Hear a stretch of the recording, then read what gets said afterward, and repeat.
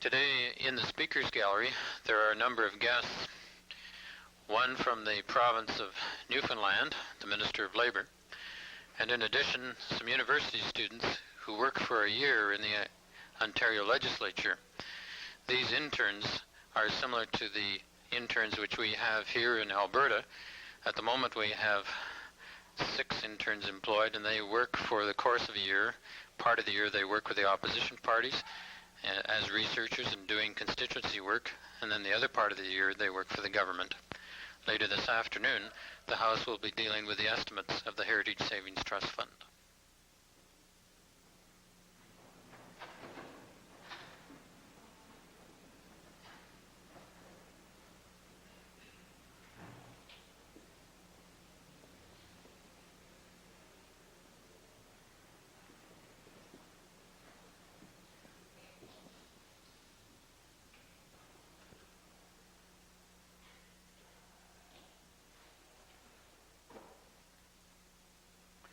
Let us pray.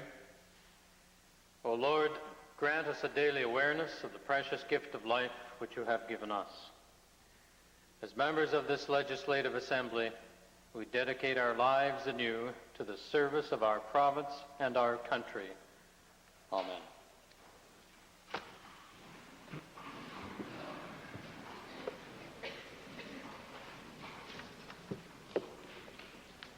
Introduction of visitors. Minister of Labour. Mr. Speaker, seated in your gallery is the Honourable Ted Blanchard, the Minister of Labour for the province of Newfoundland and Labrador. Accompanying Mr. Blanchard is Ms. Mary Pridham, his Executive Assistant.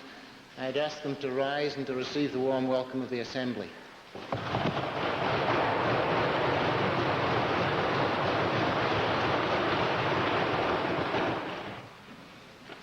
Presenting petitions. Reading and receiving petitions. Presenting reports by standing and special committees.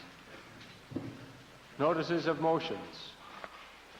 Mr. Speaker, I would like to give notice of motion that I would then subsequently ask honourable members to consent to dealing with today. If I may read the motion into the record. Be it resolved that the Assembly join with all Albertans in extending our congratulations to Alberta's team, the Medicine Hat Tigers, its players, coaches, and management on becoming the 6th team in history to win successive Memorial Cups, emblematic of major junior hockey supremacy in Canada. The success of the Tigers can be attributed to perseverance, discipline, and to good sportsmanship. The success of junior hockey is a further testimony to the many volunteers involved in minor hockey in Alberta and Western Canada.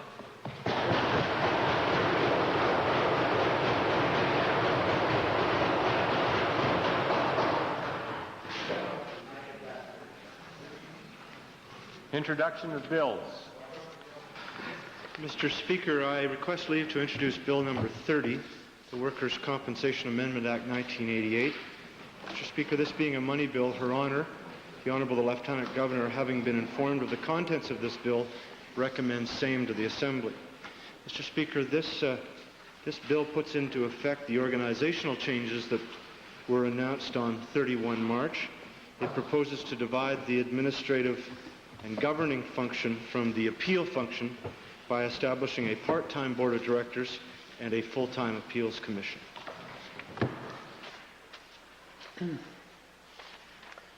The Honourable Minister of Community and Occupational Health has moved first reading of Bill 30, Workers' Compensation Amendment Act 1988. Those in favour of first reading, please say aye. Aye. Opposed, please say no. So ordered. Bill number 30, Workers' Compensation Amendment Act 1988, introduced by the Honourable Mr. Dinning, is now read a first time. Tabling returns and reports. Introduction of special guests. Minister of Agriculture, followed by Stony Plain. Mr. Speaker, it's my pleasure, sir, to introduce to you and through you to members of the Legislative Assembly a number of individuals who come from a long distance, the great country of Japan, to be with us today. These individuals within the delegation represent the Osaka Meat Purveyors Association. They're a very influential beef organization in Japan We had the opportunity under the leadership of the Minister of Economic Development to visit with them last October when we were involved with our trade delegation. They are examining our beef facilities and the possibility of purchasing additional quantities of beef from our province. And it would be my deepest pleasure to ask them to rise. They're in the members' gallery, so this Legislative Assembly can extend to them a very warm and cordial welcome to our honored guests.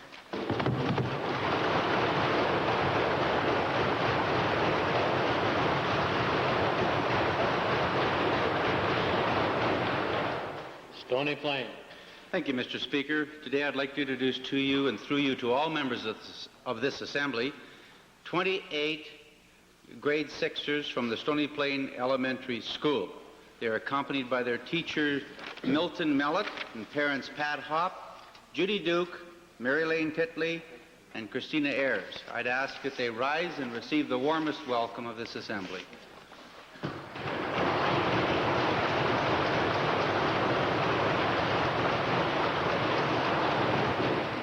Attorney General. Mr. Speaker, I'm pleased to introduce to you and through you to the members of the Assembly today, on one of the rare occasions that I get to do so, 30 high school students from the Medicine Hat High School in grades 11 and 12. They are accompanied by their teachers, Mrs. Linda Gagley and Mr. David George, as well by their bus driver and his wife, Mel Fowser. And I would ask that these 30 students, 2 teachers, and Mr. and Mrs. Fowser, all good Medicine Hat Tiger fans, stand and receive the warm welcome of the Assembly.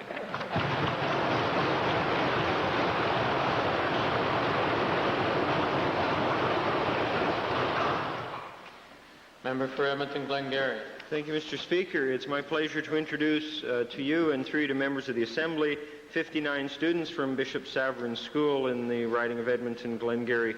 They're accompanied today by Mr. Gary Marler and Mr. Terrace Pizik. They're in the public gallery, and I would ask that they rise and receive the warm welcome of the Assembly.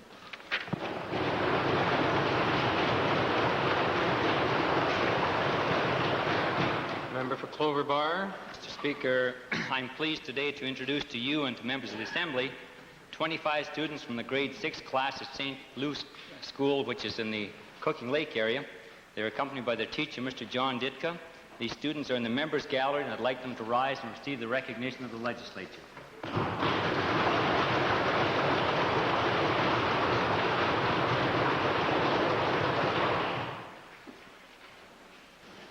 Ministerial statements. Minister of Tourism. Mr. Speaker, in support of the tourism industry of Alberta, I'm extremely pleased to declare May 16th to 22nd, 1988, Tourism Awareness Week in Alberta. The purpose of Tourism Awareness Week is to raise the public's understanding of the importance of the economic and other benefits of tourism in Canada.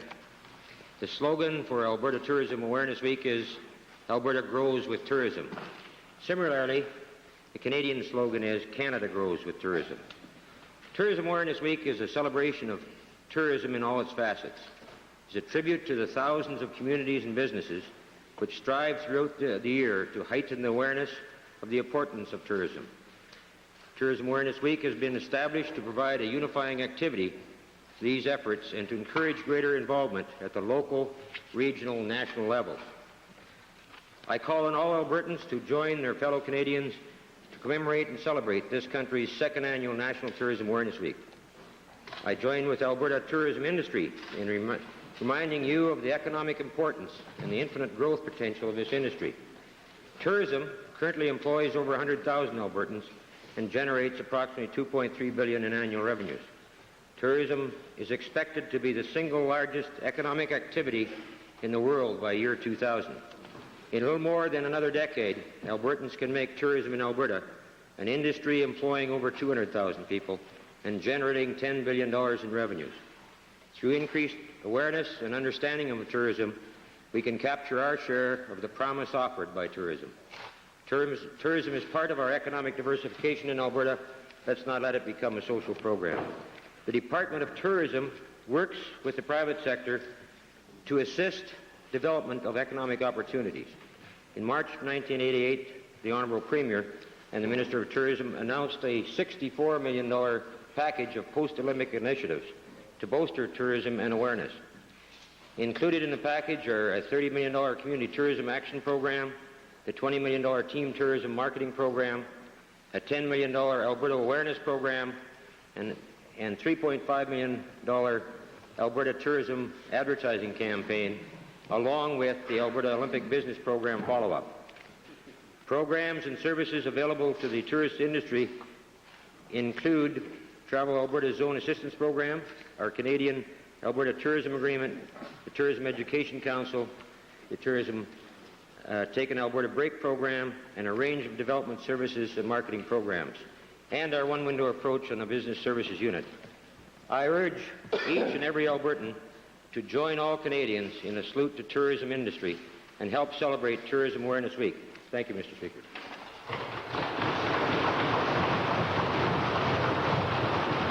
Mr. Speaker, this is a ministerial statement. It's hard to say anything negative about tourism, and certainly I think all of us on both sides of the House would agree that Tourism Awareness Week in Alberta is important, as is across Canada. But, Mr. Speaker, just a couple of comments. First of all, I think I would agree with the government that this can be a major industry in this province, but almost every economy around, when they're in trouble, they look for a quick fix, and I often think that we're doing this. If we're serious about tourism, one of the things that clearly that we're going to have to do is educate our public about how to deal with tourists. And that involves education, both at our post-secondary education, these sorts of things, because I can tell you that we get many complaints about tourists coming up here and not being treated in the proper way. I think in the past we've thought that anybody can be in the tourist industry because we tend to give the lowest possible wages and hope that they make it through in tips. Other places in the United States, some of the states that I've been in, take a very different viewpoint, and they do a lot of upgrading, and they know that this is an important industry. So I would hope that we're looking into that aspect of it, because I think it is very important. Mr. Speaker, also, if I may say so, that there are different aspects to tourism. And I often feel that this government thinks that tourism is great if we can build an Esso station and put a ritzy hotel on top of every mountain in the province. We must remember that there has to be a myriad of different responses to tourism, and let's not forget that the main tourist attraction we have is the natural beauty of our province, and I hope we keep that in mind. Finally, Mr. Speaker, I hope that he will be talking to the government and in terms of northern Alberta, because we do believe in the Official Opposition Caucus that there's a tremendous potential for a type of development in northern Alberta. I don't want to call it Kananaskis North or whatever, but it seems to me that if you look at the tourist dollars, that northern Alberta has been shortchanged. And I hope that the government is looking at this and will change this imbalance quickly. But all in all, I guess we're all for Tourist Week, and we hope that this does become a major industry in Alberta in the near future.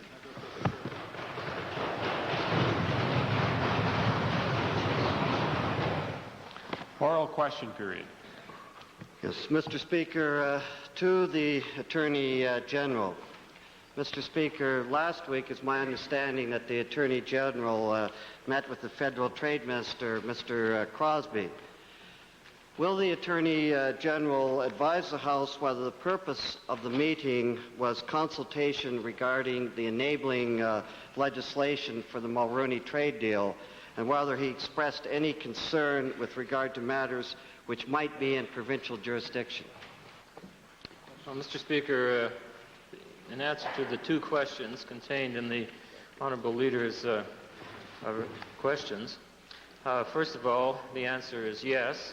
I met in my capacity as Minister of Federal and Intergovernmental Affairs with the Minister of International Trade, Mr. Crosby. We discussed a number of topics, including the implementing legislation which the federal government is considering, various options that they have under review at the present time.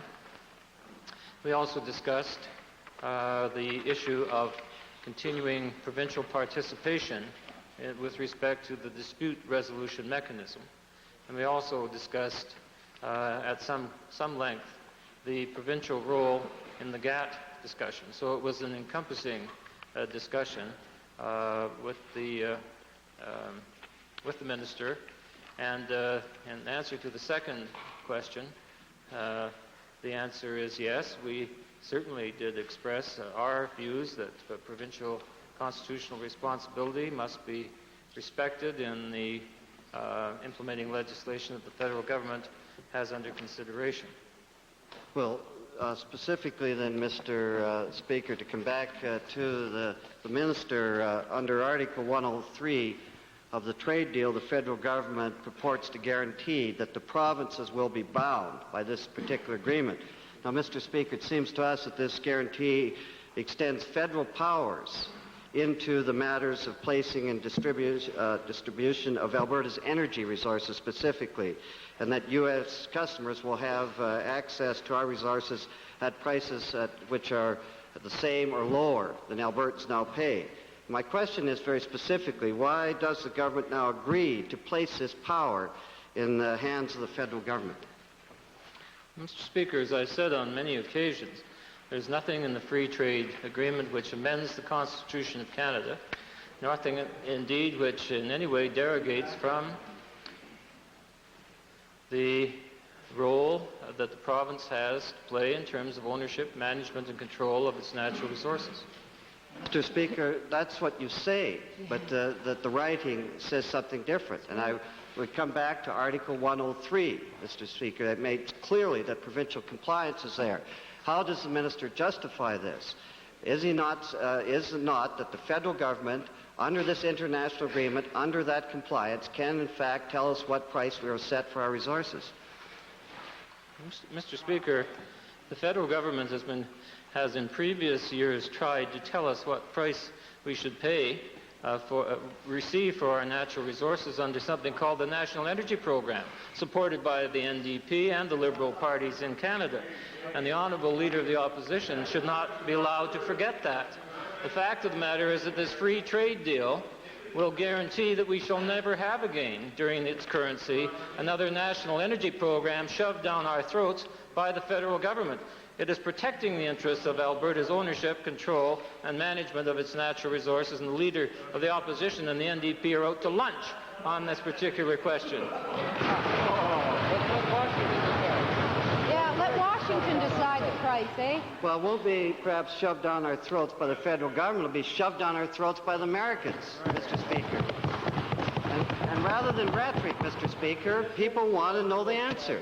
What does to this minister mean then, Article 103, where we give provincial compliance that we will in fact follow this? Does that not mean, Mr. Speaker, it does to everybody else other than this minister, that we can no longer set our prices? They have to be as low for the Americans as Albertans. Does it not mean that?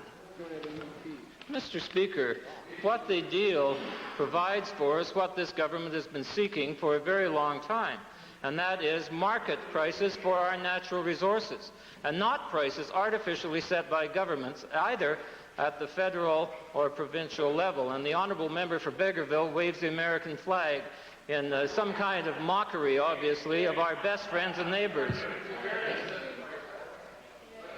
Edmonton Gold Bar supplementary. Mr. Speaker, to the Honourable Attorney General, back to the original question.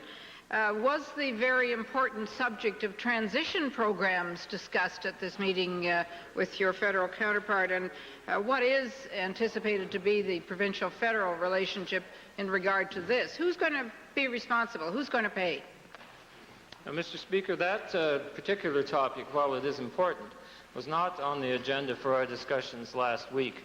That is a matter that has been under discussion, however, between myself and my colleague, the Minister of Economic Development and Trade, with the federal representative, Dr. Norman Wagner, on the federal transition committee. And so that particular topic was not discussed during the course of this meeting a week ago. But it is a matter of real concern to us, and we are working carefully on that. And I trust that the honourable member for Gold Bar heeded the advice of the Mayor of Calgary he gave to the Liberals in Lethbridge on the weekend. Thank you. Second main question, leave the opposition. Stand. But anyhow, Mr. Speaker, I'd like to designate my second question, member from Edmonton Strathcona. Mr. Speaker, my question is to the Minister of Education. Concerning the grant out of lottery funds recently to the Alberta Foundation for the Literary Arts by the Minister of Culture of $500,000 earmarked for TV and in his constituency, I may say, and $300,000 for a TV video support arrangement, the Minister of Culture described as bunk the notion that TV and video are not literary arts. Will the Minister of Education be good enough to have someone from her department, preferably someone from the audio-visual aids section, explain to the Minister of Culture the meaning of the word literary? Perhaps we could go on to a supplementary that makes a bit more, is not more important. I wouldn't want to have to educate him either. The Minister, to the Attorney General, Mr. Speaker. The grant I referred to may, of course, only be made to literary arts under the provisions of the Cultural Foundations Act. Will the Attorney General consider having someone from his department lay out for the chairman of the board of the Alberta Foundation for the Literary Arts the implications and pitfalls that can arise if large sums of public money are paid out for powers not allowed for in the governing statute? Mr. Speaker, if the one of my colleagues in another portfolio seeks advice from the Attorney General's Department, it will of course be provided. That is done all the time, and I would be happy to take the honourable member's question and representation under consideration. I'm very obliged, Mr. Speaker. It may be needed. To the Minister of Culture, before giving out this money on the 21st of April, did the Minister familiarize himself with the powers of the Alberta Foundation for the Literary Arts as set out in the governing legislation by reading the relevant section of the statute, or if that's too literary a demand, by taking them off the back cover of the annual report of the Foundation, which the Minister filed in this Assembly just 30 days beforehand?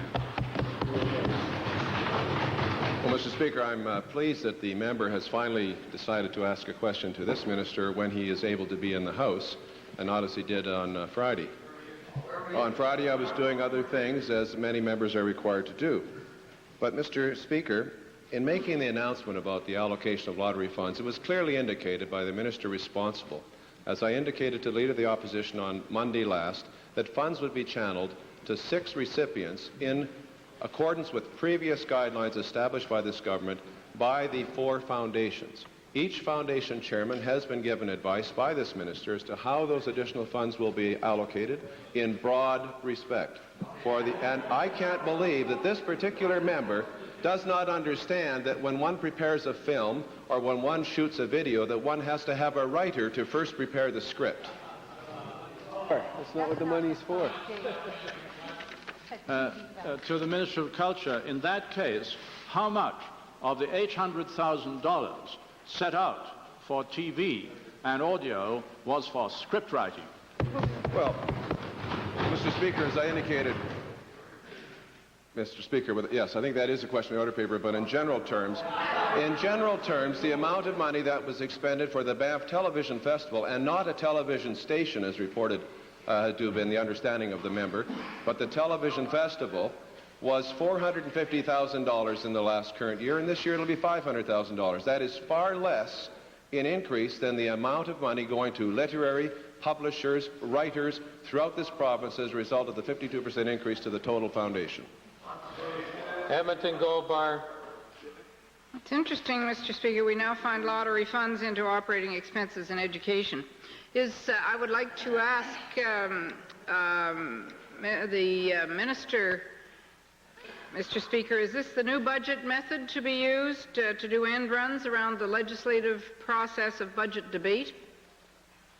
Well, Mr. Speaker, there are government funds that are debated in this Assembly in each department. In addition to those, as the member knows fully, there has been a decision made with regard to the lottery dollars.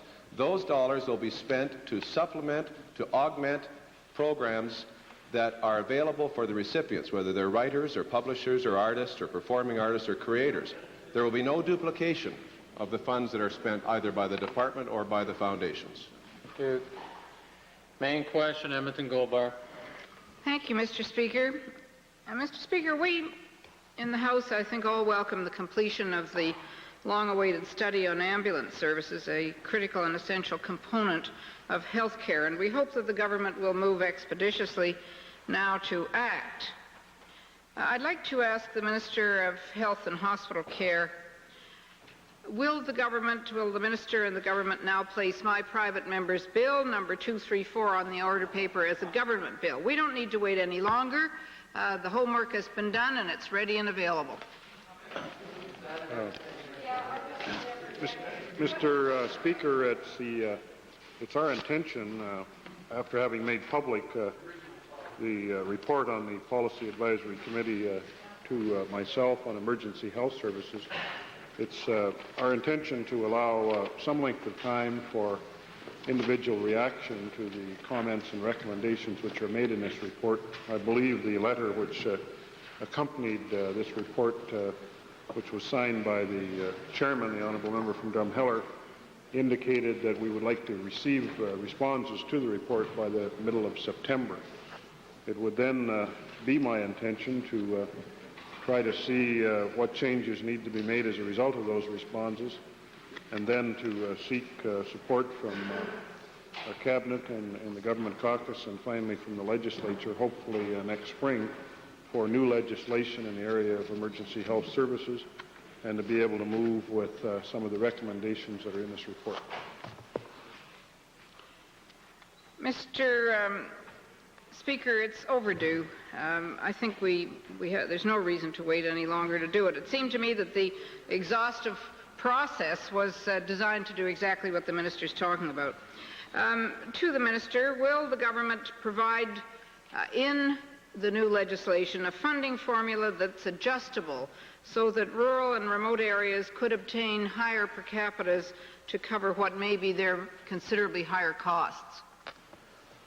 Mr. Speaker, I don't believe it's likely that legislation which covers the policy area of providing ambulance services in Alberta would have within it funding formulas. It's not normal that that would occur.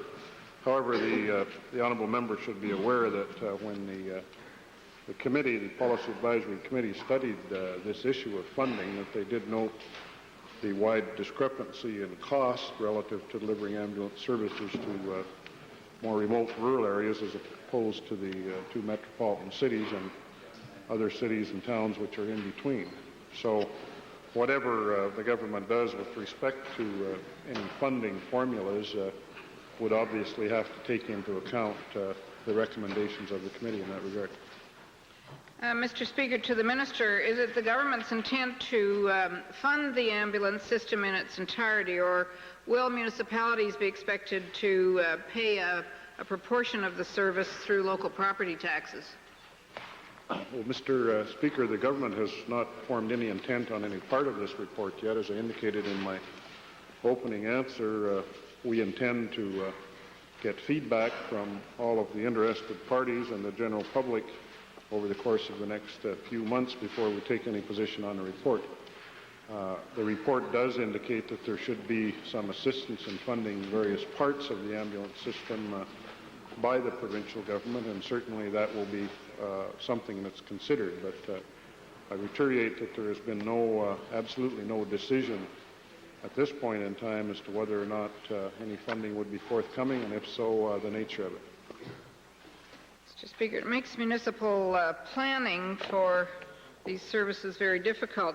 Will the government consider making the Alberta Ambulance Operators Association the governing and administrative body to oversee Alberta's ambulance system? Mr. Speaker, the report does not recommend that. It recommends a commission be established to oversee ambulance services in Alberta.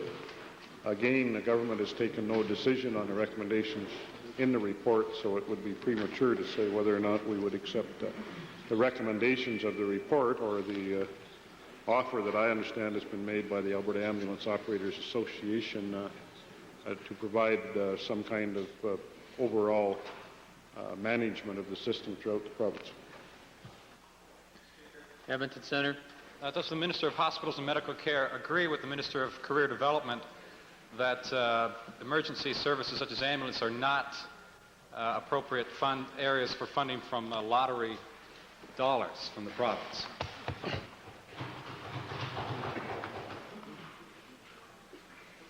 I'm not sure that I get the import of the question, or if there was a question. Mr. Speaker, I'm asking if the Minister agrees with the Minister of Career Development that no, you will not get lottery funds for ambulance service in the province. Mr. Speaker, this is 4 times now I've said that this report is one that we expect to get feedback on over the next 4 or 5 months, after which we will make some firm government decisions on the direction we go.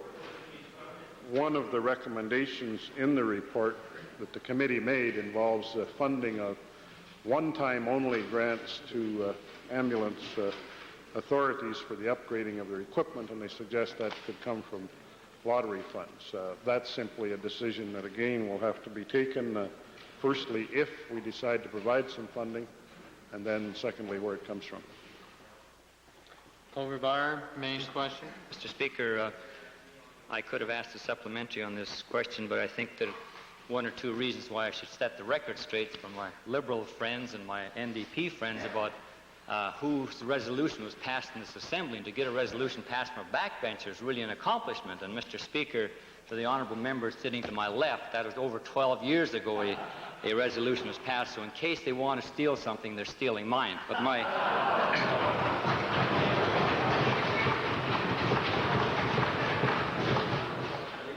Mr. Speaker, I would like to ask the Minister, in light of the fact that we've had 12 to 14 years to study the issue, now we have nearly 40 recommendations, would the Minister considering doing some things that required very, very quickly as an interim basis? And the first one, Mr. Speaker, is a central dispatch system. And with your permission, Mr. Speaker, I think we're all aware of what happens in crossing jurisdictions.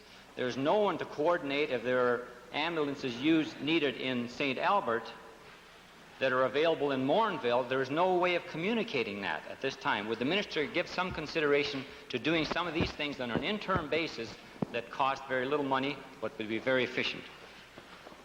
Mr. Speaker, we've already been doing that the last few months, trying to figure out ways to coordinate, particularly with regard to inter-hospital transfer and air ambulance services. But without a central number, it does get difficult to coordinate neighboring ambulance jurisdictions, such as the honourable member mentions. But certainly if there's something we can do that is useful in the interim, we will. But I don't want to prejudge the public's comments or the caregivers' comments about the report, and so I think we need to have some length of time to get that feedback before we move in any particular direction. I just say in conclusion, I'm glad that we were able to act so quickly on the honourable member's resolution. Well, that was my main question, Mr. Speaker. There was nobody on the floor, so I just assumed that I was next in line. Mr. Speaker, smooth, eh?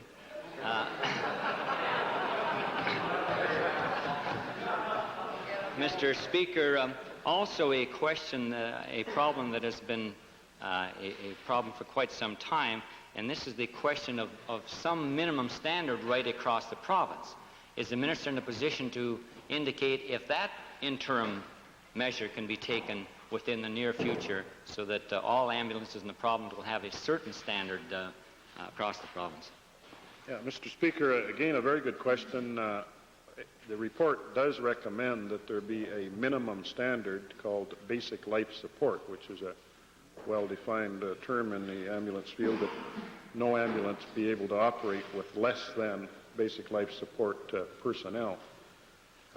I believe, Mr. Speaker, that it would require legislation for us to enforce that. In addition to that, it would require some gearing up by some ambulance services. So one of the things I'll be doing over the course of the next short while is saying to municipalities that they should review that recommendation in the report, because I, as Minister of Hospitals and Medical Care, strongly support the minimum being basic life support services. So while we won't, in all likelihood, have any way of enforcing that as a minimum standard until new legislation is brought forward, we certainly will be encouraging municipalities to move in that direction.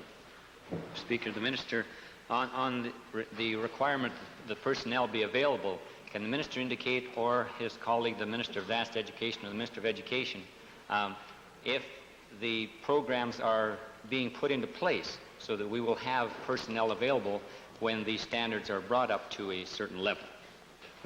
My understanding is that certainly the training courses are now there. There is some recommendation in the report that there be better coordination of the existing advanced education training courses that are available from several institutions. I'm aware as well that there are courses available that are taught by computer, by correspondence, so that people don't necessarily have to leave their community for long lengths of time to gain expertise in basic life support. So I think all the tools are presently there within the advanced education system to accommodate that recommendation. I would have liked to have seen perhaps more emphasis in the report on having a lot of communities even move toward advanced life support, which is a further step yet in providing emergency health services. Okay. Edmonton Centre, supplementary. Mr. Speaker, is it the intention of the Minister that vehicles that transfer patients from hospital to hospital will also be equipped with people on that vehicle which will have basic life support service? Mr. Speaker, again, the report makes recommendations that all ambulance services be provided with basic life support services personnel as a minimum. As a minimum, we have not yet made a decision as to whether that will be in the legislation when it's forthcoming, but I would fully support the comments of the recommendations of the committee in that regard. Edmonton Goldbar, followed by Stetler. Supplementary, Mr. Speaker, to the Minister, will he guarantee to the House that the use of any lottery funds for this purpose will come to the legislature first for approval? Mr. Speaker, it's my expectation that sometime within the next month or two we'll have royal assent to a piece of legislation called Bill 10, after which time... Thank you, Honourable Minister. It is a question with Bill 10, and that's a third reading stage, therefore it's out of order. Stetler, please.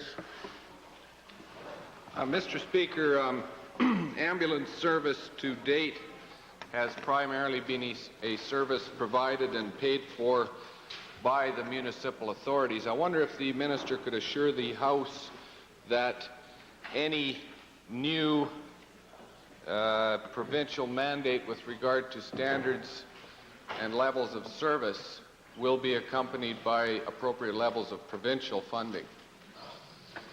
Mr. Speaker, in fact, no, I could not assure that. There are some municipalities now who take their responsibility for providing ambulance services very seriously and do provide a good level of service. There's others who practically refuse to do anything, and if anything, there's a message in the report indicating to municipalities that the provision of dollars for ambulance services is a major responsibility of theirs as well.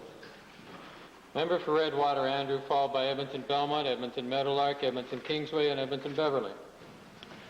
Thank you, Mr. Speaker. My question today is directed to the Minister of Forestry, Lands and Wildlife. Mr. Speaker, due to lower than normal rainfall this year, the province appears to have a greater threat with regards to forest fires in particular and grass fires in general. Can you outline your department's responsibilities there? Mr. Speaker, there has been some very serious fires as of late, but as of today we have no fires out of control, and we have, I believe, it's 8 or 9 fires that are still burning at the moment. And the question, Mr. Speaker, that was asked is what is the responsibility?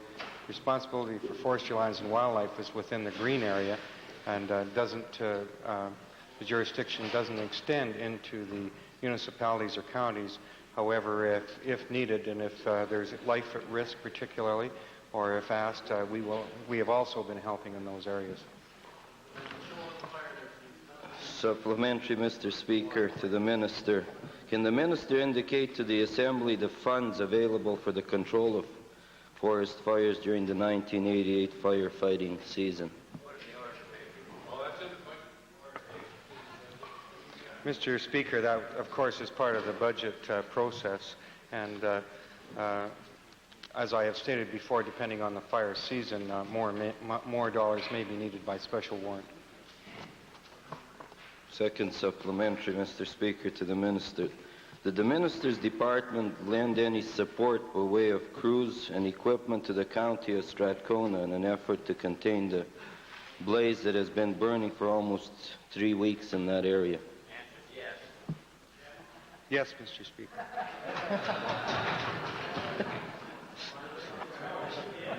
Well, I'm glad my colleague from the west of me can answer those. Final supplementary, Mr. Speaker. In the event of the 1988 firefighting season being long and costly, can the Minister give an indication to the Assembly whether sufficient funds will be available to contain and suppress any life or property threatened by fire?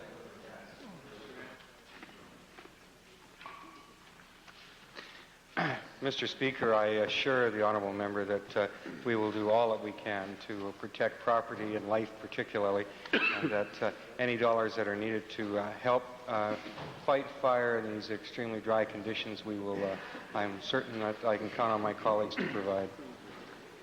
Thank you. Member for Edmonton Belmont. Thank you, Mr. Speaker. To the Premier. On May 4th, at page 814 of Hansard, the Premier responded to the member for Edmonton Strathcona regarding funding from one level of government to another that, quote, now the argument stands up in the next step, that the province should not impose conditions on municipalities. They are elected, they are representatives of their constituents. If they are doing things that are wrong, their constituents will change that. To the Premier, can we accept this statement as a policy of your government? In a general basis, yes, Mr. Speaker. Well, in a general basis, Mr. Speaker, that seems to contradict Section 225, both A and B of the proposed School Act, which allows for the Minister of Education to impose a ward system on municipalities that have greater than 300,000 electors. Can the Premier please explain that contradiction?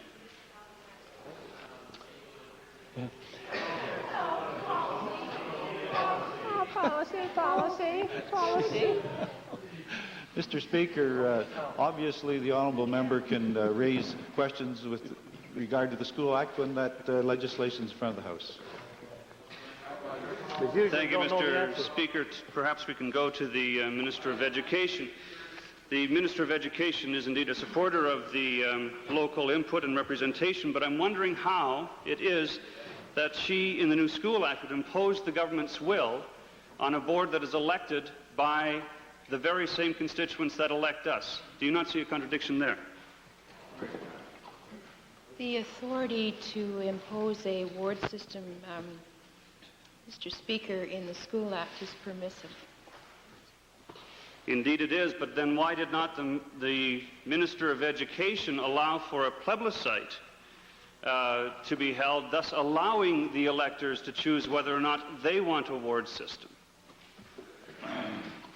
Mr. Speaker, there is nothing to prevent any local government from having a plebiscite on any issue they wish to have a plebiscite on. That authority has been in legislation long before Bill 27 appeared on the order paper in this Assembly.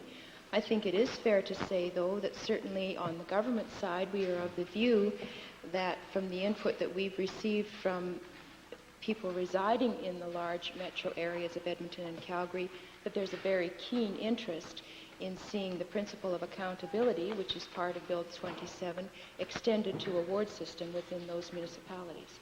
Agreed. Edmonton Goldbar.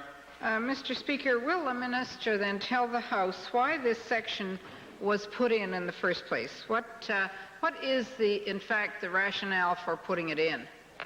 In fact, Mr. Speaker, it was in response to the high degree of input we received from Albertans all across the province as we did 4 years of unprecedented public input towards the new School Act, which is now embodied in Bill 27 before this legislature. I look forward to the debate in the Assembly. To the member for Edmonton Meadowlark. Thank you, Mr. Speaker. Mr. Speaker, Senate reform is critical if we are to redress the problem of regional imbalance in this country. We have lost an important leverage now in pursuing that objective by virtue of the fact that we have accepted outright the Meech Lake constitutional proposals. If we are to salvage anything with respect to Senate reform, we need to have an effective strategy well managed by this government at this time. Could the Premier please inform us what work is being done internally in his cabinet and in his government to develop specific Senate reform proposals for presentation to the federal government? Mr. Speaker, surely the member jests if he wants us to lay out for him discussions that go on in cabinet. It's hardly something that is the place to be the thing to be discussed in the question period. But I will say this to him. He does make the point about Senate reform being critical. That is the reason why, for the first time in 110 years, the government of Alberta has taken the lead in this country. And because of the government of Alberta, we have Senate reform as the #1 constitutional matter to be dealt with in Canada.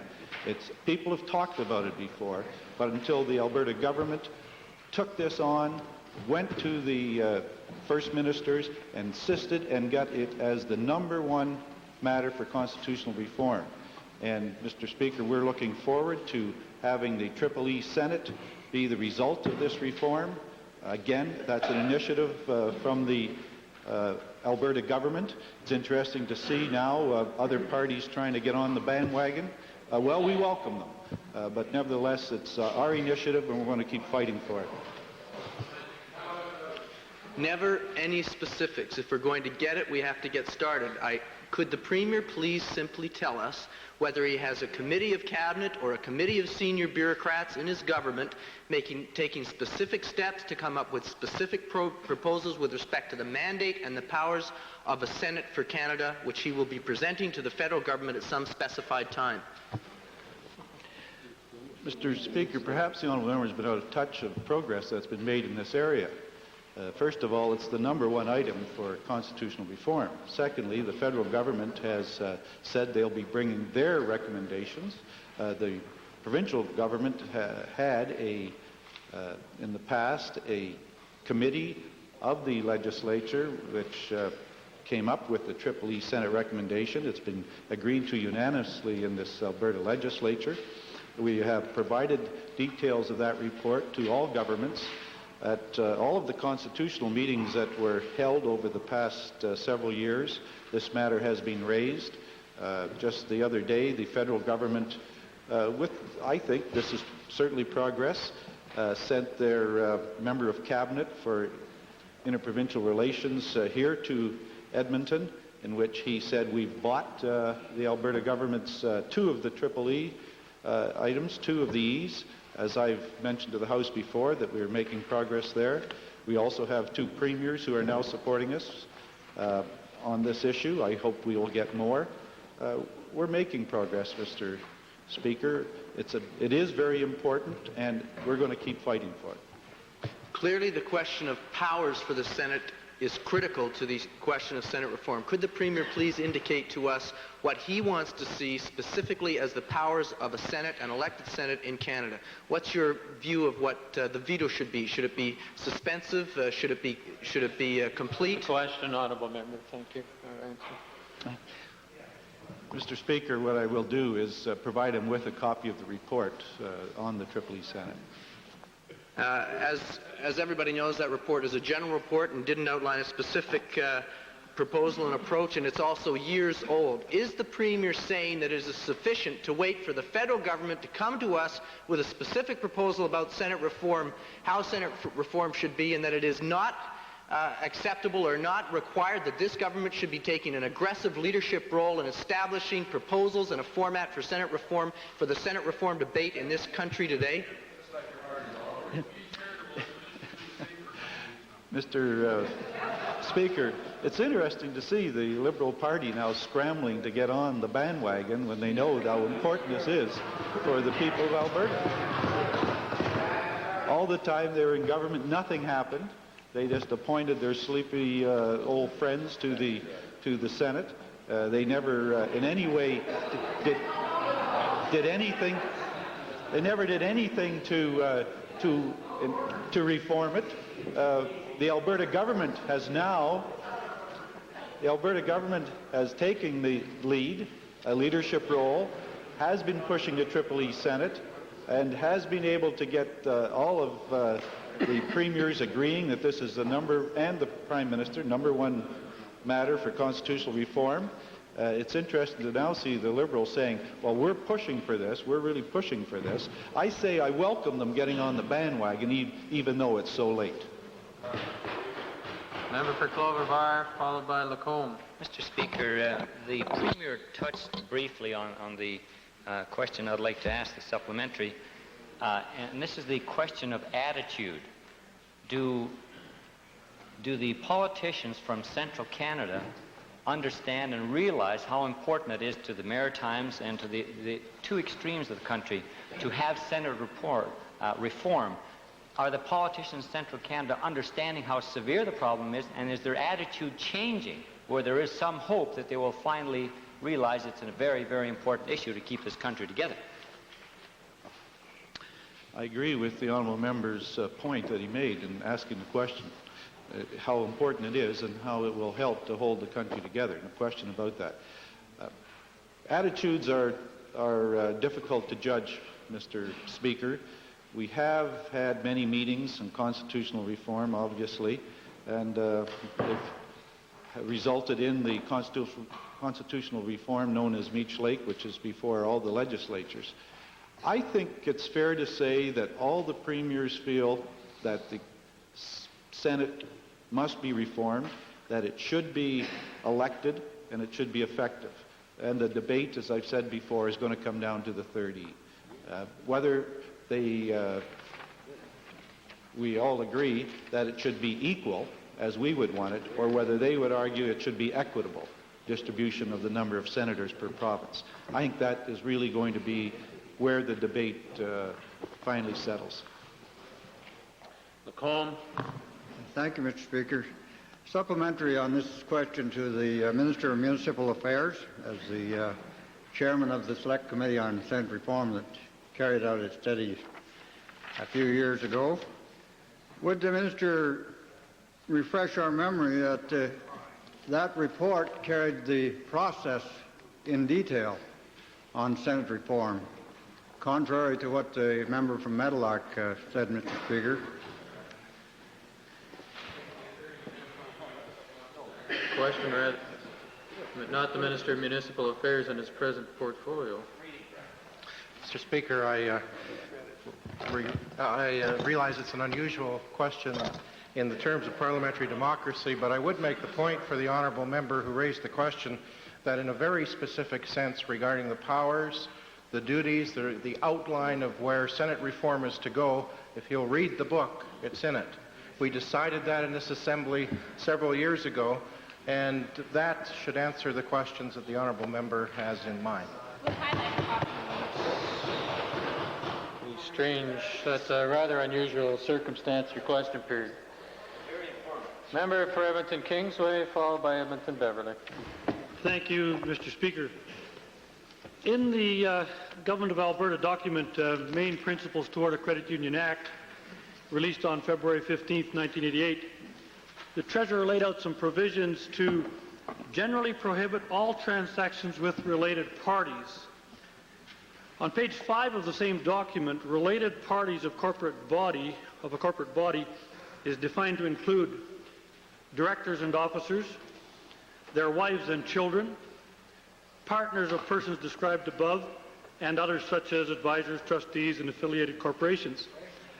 Does the Treasurer intend to see that these tough conflict of interest rules apply to all financial institutions in Alberta, including the Treasury branches?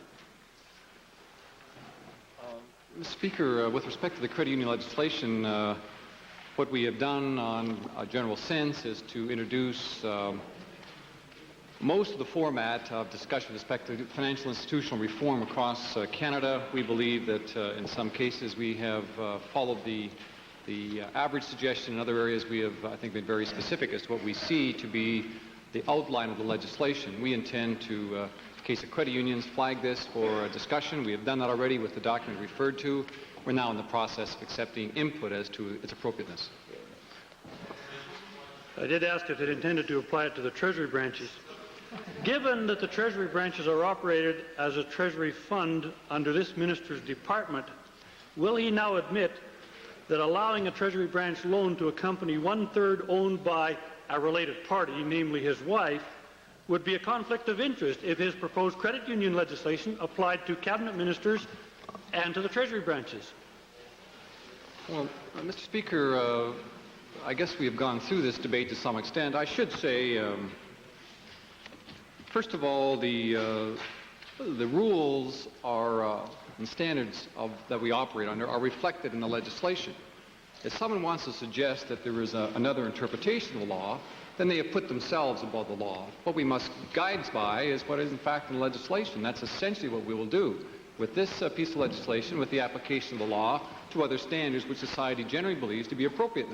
In this case, the Legislative Assembly Act, which the reference the member made, is a new act. It's been recently debated, it reflects the dynamics of the time, and as Winston Churchill says, it's a practical piece of legislation. We have had to change, Mr. Speaker, that legislation to allow MLAs to receive benefits from the government. That was unheard of 5 or 6 years ago. We've all gone through that process, Mr. Speaker. This legislation sets out the law, and the law is being followed. Yeah. One rule for credit unions, another for Treasury branches. Given his proposed rules to prevent conflict of interest in the credit unions, is it the intention of the Treasurer then to set an example by undoing this offending Treasury branch loan to his wife and her partners? Honourable member, care and attention needs to be given to the fact that it's a company. We're not dealing with the spouse of anybody in this chamber. It's not within his administrative responsibilities as minister. Well, my last question then is to the Premier. Is the Premier then prepared to tolerate this double standard, one for the Cabinet and their families, and another one for the directors and officers of credit unions and their families? Mr. Speaker, there's no double standard.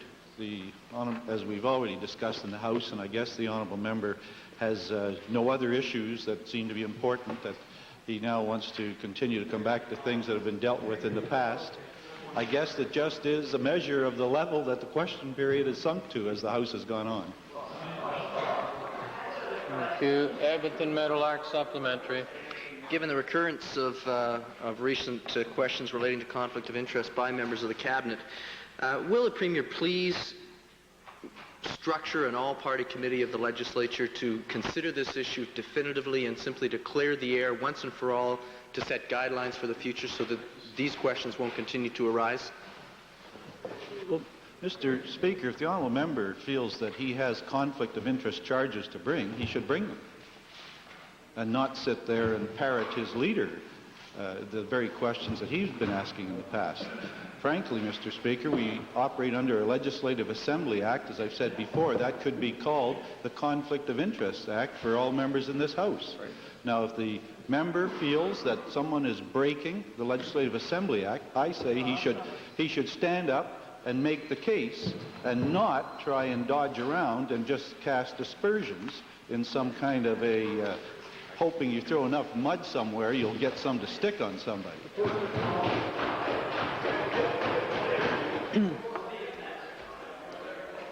Time for question period has expired.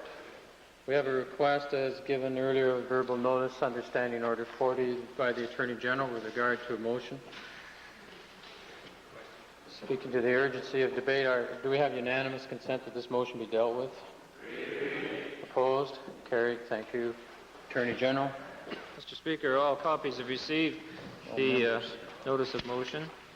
I'll read it into the record again. Be it resolved that the Assembly join with all Albertans in extending our congratulations to Alberta's team, the Medicine Hat Tigers, its players, coaches, and management on becoming the 6th team in history to win successive Memorial Cups emblematic of major junior hockey supremacy in Canada. The success of the Tigers can be attributed to perseverance, discipline, and to good sportsmanship. The success of junior hockey is a further testimony to the many volunteers involved in minor hockey in Alberta and Western Canada. Moving this motion, Mr. Speaker, I want to refer to the fact that I have made specific reference to the team being Alberta's team. And I would like to point out, for the benefit of members of the Assembly, the fact that of the 23 players who are members of the team, 17 of those players are in fact residents of Alberta. 4 from Medicine Hat, 1 from Redcliffe, 4 from Edmonton, 1 from Sherwood Park, 7 from Calgary, and we have 2 from British Columbia, 2 from Saskatchewan, and 2 from Manitoba. So it's certainly a Western Canadian team, but really that makeup should make all Albertans very proud. I was just about a year ago, on the 19th of May last year, that I rose in the Assembly to make a similar motion. Given the nature of junior hockey, didn't expect that I would be in a position to repeat a year later, but that is a happy circumstance I find myself in today. I'd just like, in closing, to say that in addition to this particular accomplishment, there were 5 members of the Canadian Junior World Championship team that was gained earlier in Moscow, and on that team were 5 members of the Medicine Hat Tigers, and for the record, I'd like to read their names in: Mark Peterson, Trevor Linden, Rob DeMaio, Scott McCready, and Wayne McBean. And those key players played a very major part in Alberta's and Medicine Hat's victory over the Ontario Junior Hockey League champions, the Windsor Spitfires, who, along with the other teams in the junior hockey leagues in Canada, participated in this tremendously great accomplishment of the Memorial Cup. And I'm extremely proud, as a member of Medicine Hat, for Medicine Hat in this Assembly, to move this motion today.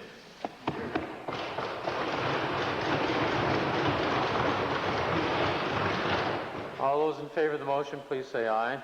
Aye. Opposed, please say no. Motion carries. Thank you. Unanimously.